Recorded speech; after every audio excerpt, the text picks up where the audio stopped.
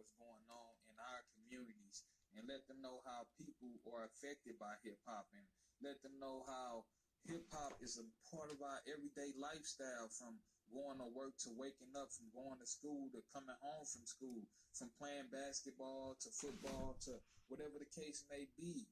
Music is a vibration that's universal. And that's what I want to teach the people and show them how it affects St. Louis. You know, our understanding of this thing called hip-hop that didn't start in our city. It didn't start in our region. It was started on the East Coast. So that's what I want to bring to the table. All right, now say that again. I said, where do you stand in the industry? Like where? I mean, basically, I'm just doing this music, like, for us, like, doing this rap. You know, I've been rapping since I was 12. That's when I really started. When I seen my father doing this shit. He used to be in the music industry and shit. But, like, where I stand right now, I'm on the come up just like you. You know? Yeah. But You're an artist, though. That's what I mean. Yeah, I'm an artist. Okay. Now I got... The beautiful thing is that as an artist, knowing another artist, like, a lot of artists think that, like, they're just going to be an artist, you know? And that's not how it works. Right. I got a question for you, though. Yeah, actually. All right, when was the first time you fell in love with hip-hop? Ooh. I was probably about like as early as I can remember, probably like 4 or 5 years old, listening to WSNX 104.5. It's a radio station here, and like I grew up like in the countryside. Like my family's from like the north, you know. So we call that in Michigan the north, like it's the countryside. So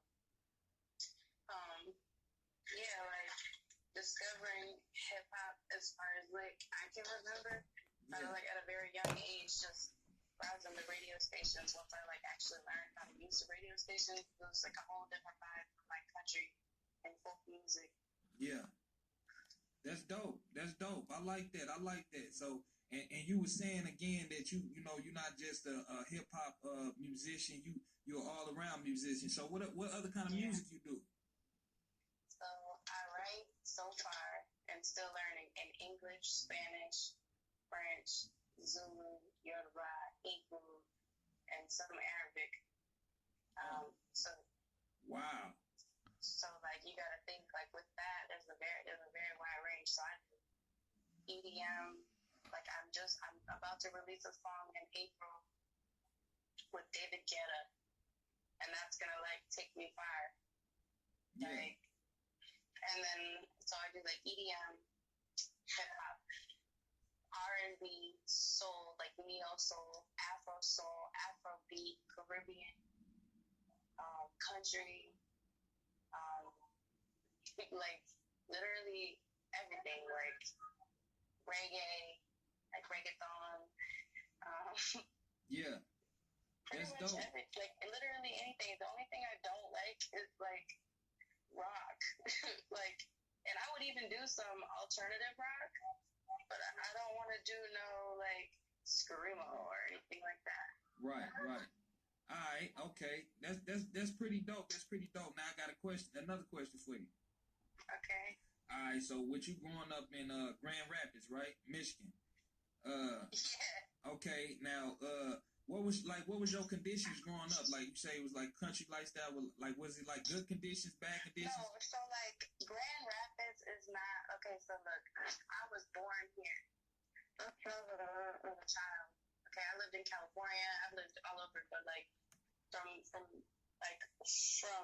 my infancy until about 9 years old, I lived in a small town called Pearson. It's like north of the city of Grand Rapids. So, and then there I moved to California, and I lived in California for like a few years with my parents. And then when I was 16, I moved back to Michigan, and I've been in Grand Rapids since I was 16, and I'm 26 now, so that's 10 years. So pretty much, right. You know. So would you say you had a good life, or like living conditions, or fair living conditions, or what? I mean, my mom's an addict. My dad was never home, but my parents were they weren't happily, but they were married for the majority of my life. They were married for 22 years, and they separated when I was 16. That's when I moved back when my parents separated. I went with my mother. Damn. So you went through some rough shit. That's some rough shit. I mean, I got a long story, but that'll be told. Yeah.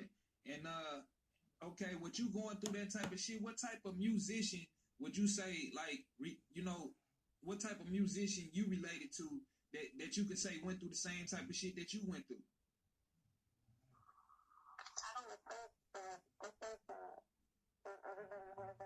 Yeah, yo, hold on. Excuse me, you breaking up a little bit. I can't really say that I idol anybody. I feel like I'm my own person and everybody's their own person. Everybody experiences life differently. Everybody experiences different things. So right. I don't really relate a whole lot to artists. Right. Maybe certain songs or something, but right. Let me put it like this. Just say you heard a song that somebody sang that said, my mom's an addict or this or that, that was going, that basically was speaking. To be honest, I didn't know that my mother was an addict until I got older. It was just something normal for me. Yeah. It wasn't like she smoked crack or something. She was a pill junkie. Yeah, so see, I can relate to that because, like I say, I'm from St. Louis, Missouri, and that's an epidemic down here. I ain't gonna lie to you. It's a lot of crackheads. It's a lot of dope fiends. A lot, and I'm not saying that that's a bad thing because life hit people how it hit people. You can't change. You can't stop what you can't control. But that's what makes that's a part of hip hop too. Because during that time, in the 80s when the drugs hit or whatever, it was a lot of rap. Rap was hitting too then. But right. So it was kind of crazy with that. But I got another question for you though. Okay, what was the first song that you ever wrote?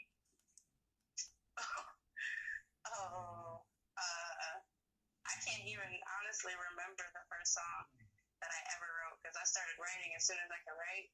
I've been writing music, so I was 7 at that time. I don't remember any of that, but the first serious song that I ever wrote, the song that I wrote and recorded and everything, it was a song that I've never released, and the name of it is Energy.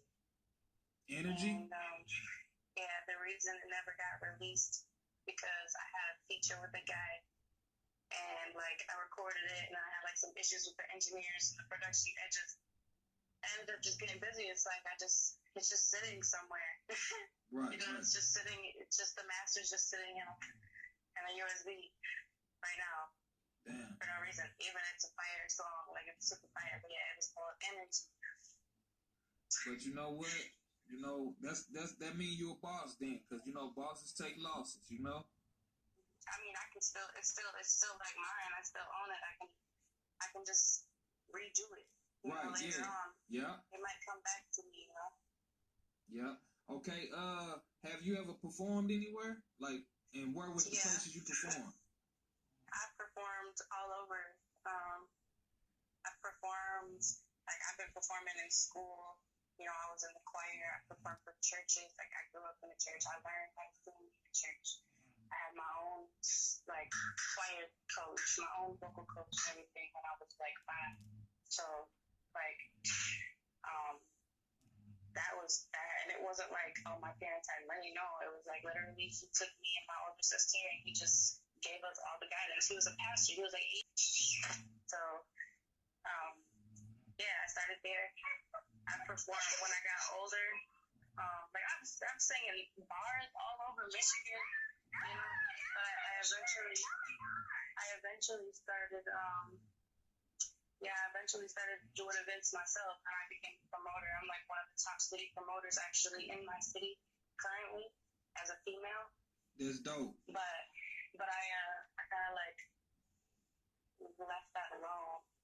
Like just this year, because like I have a store, so they broke into my store and they stole all my stuff, and I'm just like wow, like everything that I've done for this place, and this is how they betrayed me. That's how I feel, and now they lost me because now I'm just moving to Lynn. Wow. Where I can be. And that's a good place. That's a bad thing that happened to you. But like you say, you're moving to a good place. You know, Atlanta. You know, that's the place where people make things happen at with this music.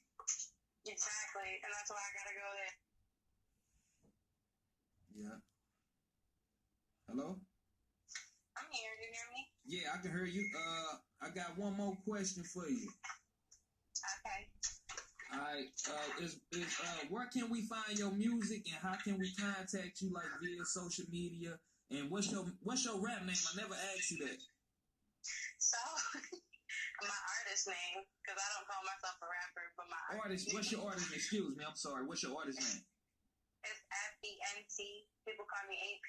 Like AP. Like it's really generic. It's really simple, actually, but I got it spelled different. You can find me on all social media platforms: Twitter, Instagram, and Facebook. I just started my Twitter, and I'm like just working on my IT, but Instagram is really where it's at. Like I would prefer people to go there.